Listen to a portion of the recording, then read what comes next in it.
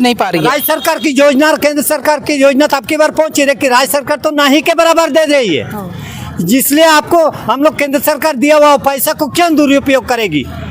नहीं 1 साल या 15 दिन के अंदर तो हम लोग कोई आचार संहिता नहीं मानेंगे। आचार संहिता तोड़ते हम लोग डीसी साहब के उतरेंगे। पहले हमको रेस्ट करो, इसके बाद आप अपना चुनाव करो। हम लोग रेस्ट से बंद हो जाएंगे।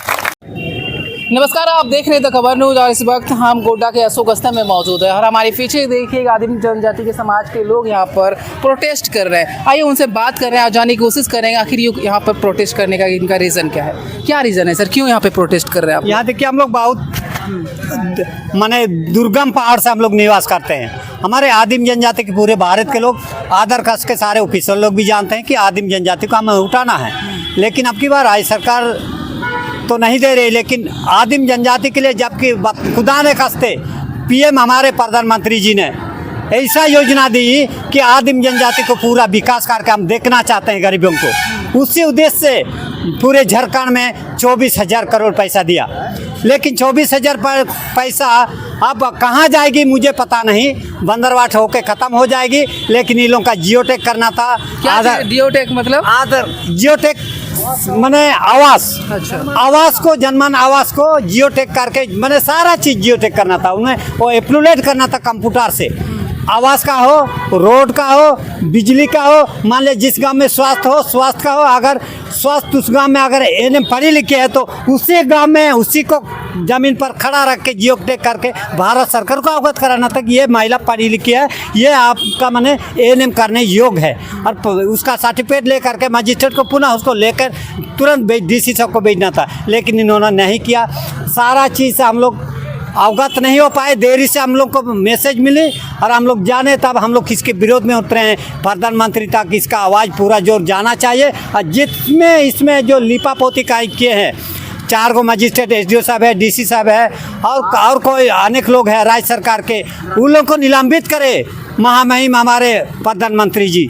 जब उनका योजना दिया हुआ आदिम जनजाति के लिए भेज रहे तो मेरे लिए अकेले नहीं, सारे जाति के लिए भेजी गई है। एक रोड बनेगा तो केवल आदिम जनजाति चलने वाले नहीं है, उसमें सारे लोग चलेंगे। एक कुआं बनता तो केवल आदिम जनजाति पानी पीने वाले नहीं है, पूरे जाति के लोग, पूरा पशु पक्षी पानी पिएंगे। इसी तरह का से हम लोग के साथ में वंचित किया गया है। इसी लेकर महामारी सरकारी योजना आप लोगों तक नहीं पहुंच पा रही है, दरअसल तक नहीं पहुंच रहा है। इसी लेकर इस कमेटी को इससे मजबूत बना दी जाए कि आदिम जनजाति के बच्चे को ही टीम बना दिया जाए मजिस्ट्रेट के रूप में, और मजिस्ट्रेट निगरानी करे पूरे योजना को, पहाड़िया लोग निगरानी कर सके, जैसे हम लोग का योजना लूट नहीं सके। मतलब राज्य सरकार की योजना और केंद्र सरकार की योजना आप लोगों तक पहुंच नहीं पा रही है। राज्य सरकार की योजना और केंद्र सरकार की योजना तो आपकी बार पहुंची, लेकिन राज्य सरकार तो ना ही के बराबर दे रही है। जिसलिए आपको हम लोग केंद्र सरकार दिया हुआ पैसा को क्यों दुरुपयोग करेगी? आज यहाँ के कर्मचारी आपका क्या बोलते हैं, आपका रोजगार सेवक है, ग्राम सेवक है, उसी को दिए होंगे जियोटेक करने के लिए। लेकिन राज्य सरकार में बैठे हुए दबाव देने के कारण उन लोगों ने जियोटेक नहीं कराया। आज वही हम मेरे पहाड़िया बच्चे लोग का अगर जियोटेक करने के लिए देता तो सही दिशा में जियोटेक करके डीसी साहब को दे देते। आज हम लोग का आवास बनना शुरू होता, रोड बनना शुरू होता, तालाब बनना शुरू होता, रोड सड़क बनना शुरू होता, बिजली चल जाता, लाइट में हम लोग रहते, किसका जॉब होता, किसका नौकरी होता, हम लोग भी आगे बढ़ने के लिए अवसर मिलता। लेकिन इसी से ही लोग वंचित रख रहा है।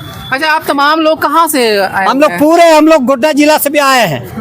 पूरे जिला से हम लोग आए हैं, लेकिन कम विराट में आए हैं। लेकिन आने वाले दिन अगर ये नहीं 1 साल या 15 दिन के अंदर तो हम लोग कोई आचार संहिता नहीं मानेंगे। आचार संहिता तोड़ते हम लोग डीसी साहब के उतरेंगे। पहले हमको रेस्ट करो, इसके बाद आप अपना चुनाव करो। हम लोग रेस्ट से बंद हो जाएंगे। Thank you sir. क्या नाम है सर आपका? मेरा नाम बैद्यनाथ पहाड़िया, हिल असेंबली पहाड़िया महासभा के केंद्रीय उपाध्यक्ष। Thank you so much sir.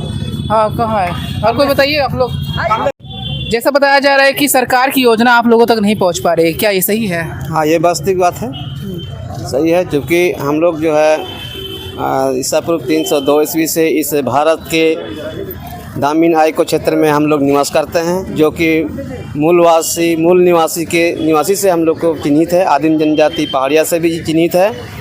लेकिन आज तक कोई प्रावधान सही सलामत, कोई कानूनी व्यवस्था नहीं बनाई गई जो पहाड़िया यहाँ पर, इसके लिए ये व्यवस्था है जो कि हम लोग के लिए विशिष्ट पहाड़िया कल्याण पहले भी चलती थी, पहाड़िया को उत्थान करने के लिए।